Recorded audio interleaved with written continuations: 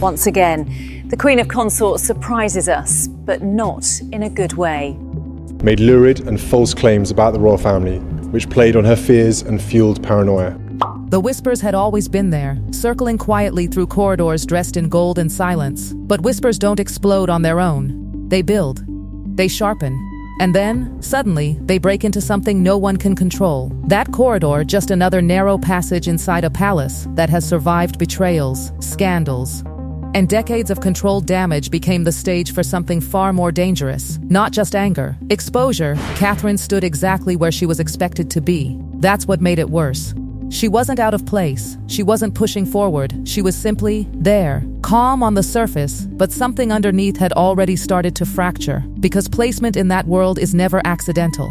It's a message, a signal, a quiet declaration of who matters most. And lately, that message had been shifting. Camilla saw it long before anyone dared say it. The growing attention around Catherine, the trust, the quiet approvals. The way staff began to look at her not just as a princess, but as something inevitable. Something closer to the future than anyone wanted to admit. And that realization didn't come all at once.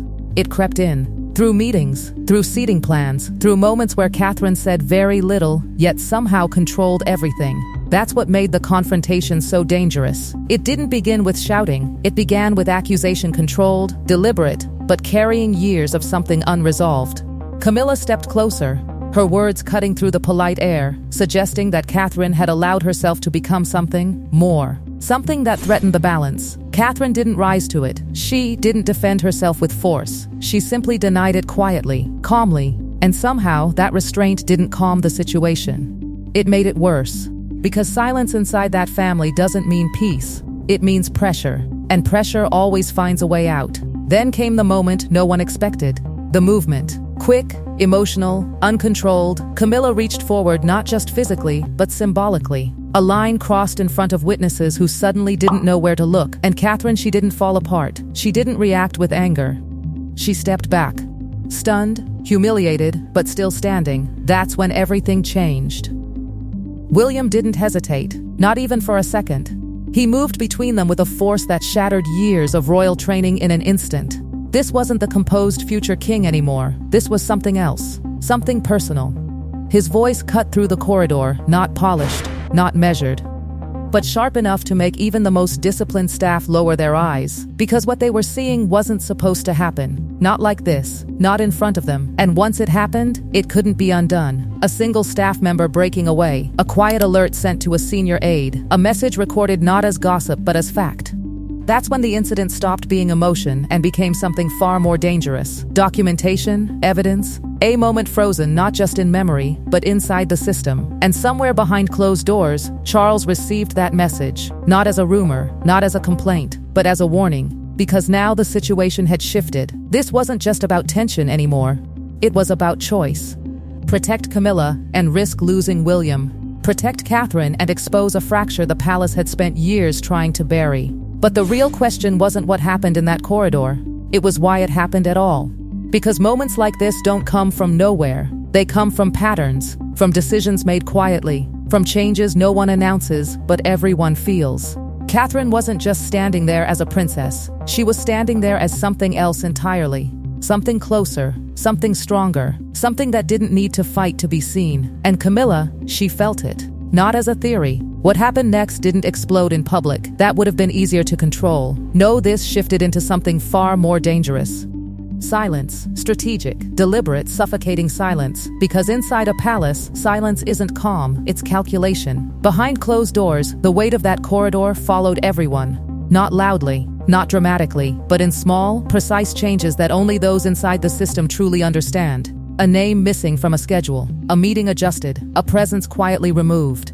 That's how consequences begin in a place where nothing is ever officially called punishment. Camilla saw it before anyone explained it. She didn't need words. She didn't need confrontation. The absence said everything. One engagement, just one where she was expected to stand beside Charles, William, and Catherine, and suddenly, she wasn't there. Not replaced. Not announced. just gone from it. That kind of removal doesn't happen by accident. It happens when a line has been crossed and no one wants to say it out loud. And that's when the realization settled in. Not anger this time. Something heavier. Something closer to humiliation. Because for years, she had fought to secure her place inside a system that never fully embraced her.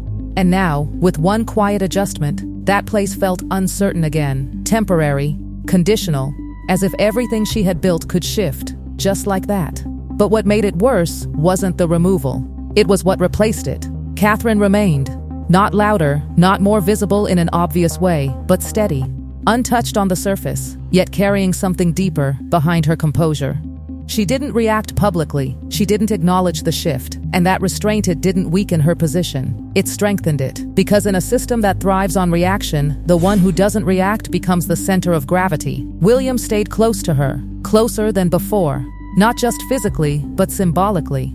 Every appearance, every glance, every controlled expression became part of a message no one had officially written but everyone could read. He wasn't stepping back. He wasn't smoothing things over. He was holding the line he had drawn in that corridor. And the public noticed, not the full story, not the exact words, but the pattern, the absence, the tension that leaked through carefully staged appearances.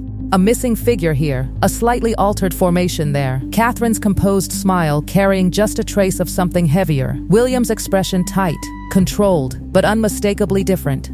It didn't take a statement for people to understand that something had shifted. Because the palace tried to contain it the only way it knew how. By saying nothing. But silence doesn't erase a moment like that. It amplifies it. And while the outside world pieced together fragments, inside the palace, the real shift was happening somewhere far more private. Between William and Catherine, away from staff, away from the structure, where the performance ends and the truth begins. Because this wasn't just about a confrontation anymore. It was about what it revealed. About how close things had come to repeating patterns the family had spent years trying to bury. The kind of pressure that builds quietly until it breaks someone or forces someone else to step in. William had stepped in, but now came the harder part. What happens after the reaction? After the anger? After the line is drawn? Because protecting someone in that world doesn't end with a moment of defiance. It requires something colder, more controlled. Something that lasts longer than emotion. And Catherine understood that before anyone else said it. She didn't want escalation. She didn't want retaliation dressed up as justice. What she wanted was something far more difficult to achieve inside that system. Stability without surrender. Protection without war. And that kind of balance, it doesn't come naturally in a place built on hierarchy and unspoken competition. Which is why her restraint became the most unsettling part of all. Because it forced everyone else to adjust. Camilla had to face the consequence of being truly seen in a moment she couldn't control. Charles had to sit with a reality he could no longer soften with distance or delay. And William, he had to carry the cost of what he had revealed. Not regret, but awareness. That once that mask slips, even once, it changes how everyone looks at you. And the palace, it didn't collapse, but it changed. Quietly, permanently, in ways that wouldn't be announced, but would be felt in every future decision. Every placement, every carefully managed appearance. Because now, there was a new truth inside those walls. Silence could no longer guarantee control. And the next time something breaks, it might not stay behind closed doors.